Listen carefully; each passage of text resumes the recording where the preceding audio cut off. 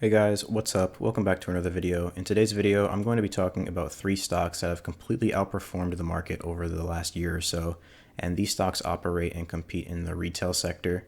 We can see that the S&P 500 is down about 11% over the last year, but the first stock on my list today, BJ's, they're up about 45% over the last year. Costco, the second stock on my list, is up 26% over the last year, and Dollar Tree is up 70% over the last year. So these stocks are making a killing in the market right now. And so in this video, I'm just going to try to figure out why that's happening by going into their financial statements for their previous quarter earnings report and then comparing them against one another since they're competing in a similar sector. And then I'm also going to do an intrinsic value analysis of each company to figure out what the intrinsic value per share of each company is so we can figure out what a good buying price would be to buy into these stocks from a value investing perspective. So the first stock on my list is BJ's, and we can see from their income statement right here that they're comparing their first quarter results for fiscal year 2022 against fiscal year 2021. And we can see that their total revenues increased from $3.8 billion to about $4.5 billion. So that's an increase of about 14.4% year over year. Their membership fee income increased by about 12% from $86 million to $96 million. Although it's not listed here, I did the math by subtracting cost of sales from total revenue. And basically their gross profit increased from 790 million, or it increased from 726 million to $790 million in fiscal year 2022. Also, their company recently reached 6.5 million members for their membership fee subscription. And that's a new record for the company, so they're definitely expanding their business operations. And then we can see at the bottom here, their bottom line, their net income increased from $81 million to $112 million, and their earnings per share increased by about 39% year over year from 59 cents per share to 82 cents per share. So a lot of growth for BJ's, which might explain why their stock price has increased by almost 50% over the last year, while the market has declined by only about 11%. And so right here we can see their balance sheet, and their total assets come out to be about $6 billion, which is up from $5.4 billion as of May 1st, 2021. And then also we can see that the majority of their business, the vast majority of their business, is financed by liabilities as opposed to equity. We can see their total stockholders' equity comes out to be about $721 million. And obviously compared to the liabilities, which would come out to be about $5.3 billion, that means that the vast majority of their business is financed by liabilities. So that's probably going to eat into their cash flows because they're going to be paying down interest payments on their debt in order to continue to finance their business with liabilities. But that's obviously also going to increase the return on equity for their shareholders because they're not financing their business by issuing stock or something like that. But it is a little bit concerning to see that because the business might be over leveraged eventually, and it's never really good to see that a business is having to eat into their cash flows to pay down interest payments. So right here we see their cash flow statement, and we can see that the net cash provided by their operating activities for the first quarter of 2022 was about $44 million, which is down from $248 million in the prior quarter. And we can see the main reason why that is because of an extremely large purchase of merchandise inventory. So they might have been stocking up on inventory in the first quarter of fiscal year 2022 to try to meet demand.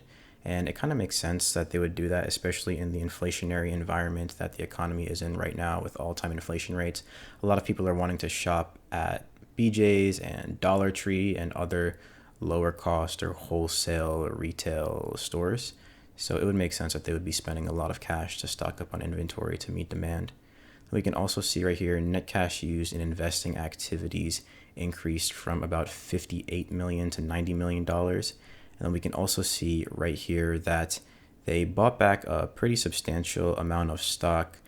It says right here that they repurchased about $51 billion acquisition of treasury stock, which is an increase from about $24 million in the first quarter of 2021.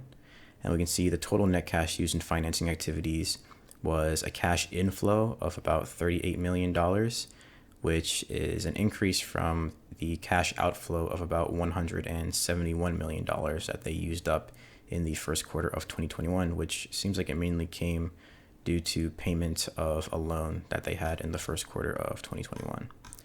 And so now I want to go into the Excel sheet here so that we can see what the intrinsic value per share of BJ's is. And all of these estimates I got from Yahoo Finance. So basically Yahoo Finance analysts are estimating that BJ's is going to grow at a rate of about 6.5% annually year over year for the first 5 years starting today. And so for the next 5 years after that, I was just conservative and I cut that value in half. And then we can see that for 2021, they had about $508 million of free cash flow. They're currently sitting on about $3.7 billion of debt. And then when we net that against our cash, and they have about $135 million. They have 135 million shares outstanding. And so with these metrics in mind, it would look like their intrinsic value per share is estimated to be about $27 per share, which compared to their current share price means that their stock price might be a little bit overvalued in comparison to the actual financial health of their business on their balance sheet. And that primarily comes as a result of the fact that, as we saw before, a large portion of their business is financed by debt.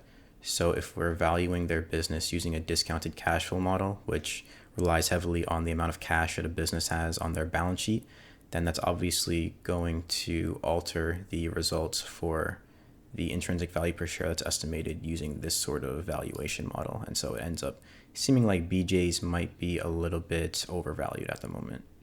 So the next stock that I want to look at is Costco, which is currently trading at about $522 per share, up about 20 to 30% over the last year. And we can see right here from their financial statements, this is their income statement right here. And we can see that their total revenue for the third quarter of fiscal year 2022 compared to the third quarter of fiscal year 2021 increased from about $45 billion to $52 billion. So that's an increase of about 16% year over year. And we can also see that their net income increased from about $1.2 billion to $1.3 billion. And then also we can scroll down here and see that their earnings per share increased from about $2.75 per share to about $3.04 or $3.05 per share. And then if I scroll down here a little bit, we can see their balance sheet, and their total assets for the period ending in May 8th, 2022 came out to be about $63 billion of total assets, up from $59 billion in a previous period. So they are expanding their business. And if I scroll down here, we can see, again, similar to BJ's, that the majority of Costco's business is financed by debt as opposed to equity. We can see they have about $43 billion worth of liabilities sitting on their balance sheet and only about $20 billion worth of stockholders' equity sitting on their balance sheet. That being said, though, we can see that their total stockholders' equity has increased over the previous period to the current period. And that came primarily as a result of, from what it looks like, an increase in retained earnings, as opposed to additional paid-in capital, which is what happens when a company issues stock to shareholders, which would end up diluting shareholders. So that's obviously a good sign. It's always good to see that a company's stockholders' equity is increasing from an increase in retained earnings, because that means that the company's business operations is the main driver for the growth of their business, as opposed to them having to issue more stock to raise capital to try to finance their company. But obviously, their business also has a lot of debt, so that's going to eat into their cash flows because they're constantly going to be paying down interest payments. So if I scroll down here, we can see lastly their cash flow statement. And we can see right here the net cash provided by operating activities decreased from about $6 billion in the 36 weeks ended May 9th, 2021 to about $4.8 billion in the 36 weeks ended May 8th, 2022. And also from their net cash used in investing activities, we can see they invested more capital in the third quarter of 2022 compared to 2021, only about $100 million more. And then lastly, from their cash flows from financing activities, we can see that they repurchased about $250 million worth of stock in the third quarter of 2022. And they also paid out about $700 million worth of cash dividends back to their shareholders. So they returned close to about $1 billion worth of value to their shareholders, which is always really good to see, especially for people who are holding on to shares of Costco in the last quarter. And on top of that, people who have been holding on to shares of Costco have experienced the appreciation in the share value by about 26%, while the overall market has declined by about 11%. So that's always good to see as well.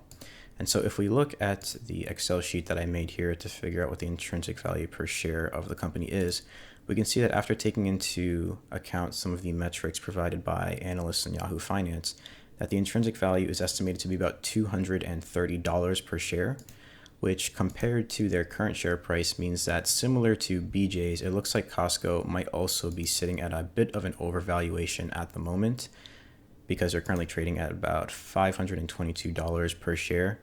And obviously similar to BJ's, that comes mainly as a result of the fact that they have so much debt sitting on their balance sheet in comparison to cash that it ends up eating into some of the cash flow metrics that a valuation model like this uses to value companies.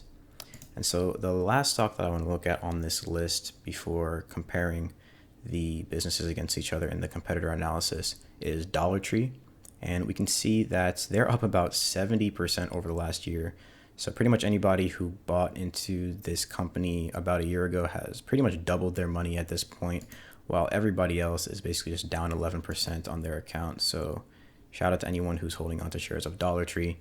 But basically, if we look into their income statement right here, we can see that their sales increased by about 6.5% to $6.9 billion.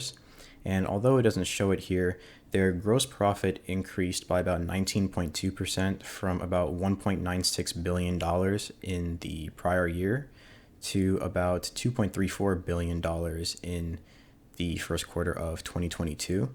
And on top of that, their gross margin increased from about 30.3% to 33.9%. So not only are their revenues increasing, but their cost of revenues are also decreasing. So that's always good to see. And then on top of that, their net income increased by a whopping 43.2% to $536 million. And so that's probably one of the main reasons why their stock price is up so much over the last year in comparison to the rest of the market.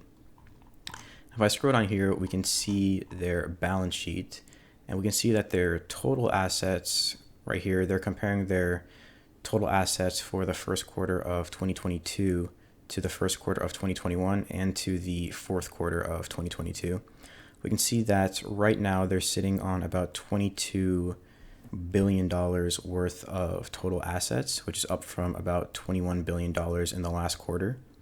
And we can also see, similar to BJ's and Costco, that the majority of their business is also financed by debt as opposed to equity. They're sitting on about $14 billion of total liabilities and only on $8.2 billion of total equity. So they will also be spending a lot of their cash flows to pay down interest payments on their debt. And then lastly, from their cash flow statement here, we can see that their net cash provided by operating activities declined or stayed pretty consistent from about $550 million to $538 million. And then also from their net cash used in financing activities, we can see that they repurchased a little bit less stock in the first quarter of 2022 compared to 2021. In 2021, they repurchased about $241 million, but in this quarter, they only repurchased about $14.2 million worth of stock. So they're slowing down on using their cash flows to buy back stock.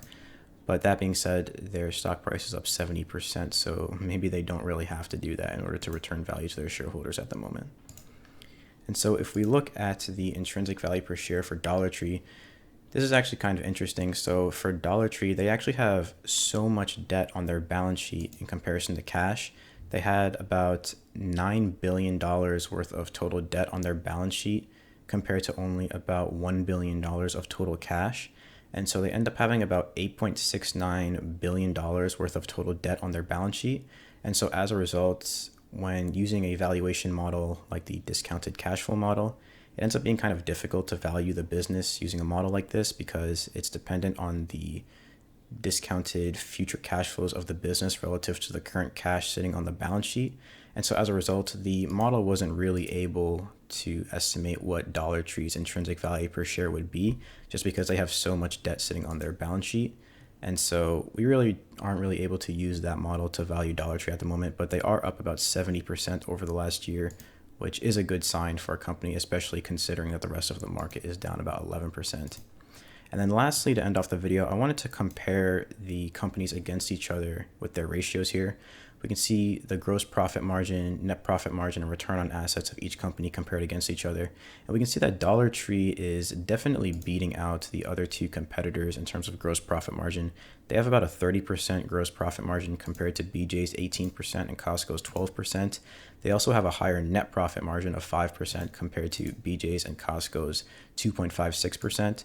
And in terms of return on assets, Costco is beating out BJ's and Dollar Tree with their 8.7% return on assets ratio, meaning that they're using their assets in a more efficient manner to get a return on their business.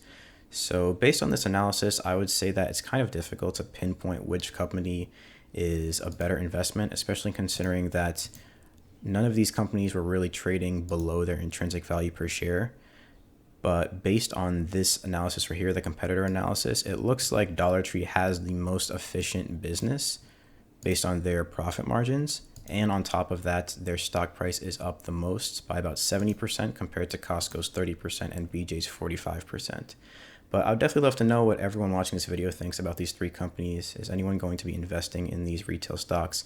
Let me know in the comment section down below. Leave a like on the video, subscribe to the channel, and I'll see everyone in the next one.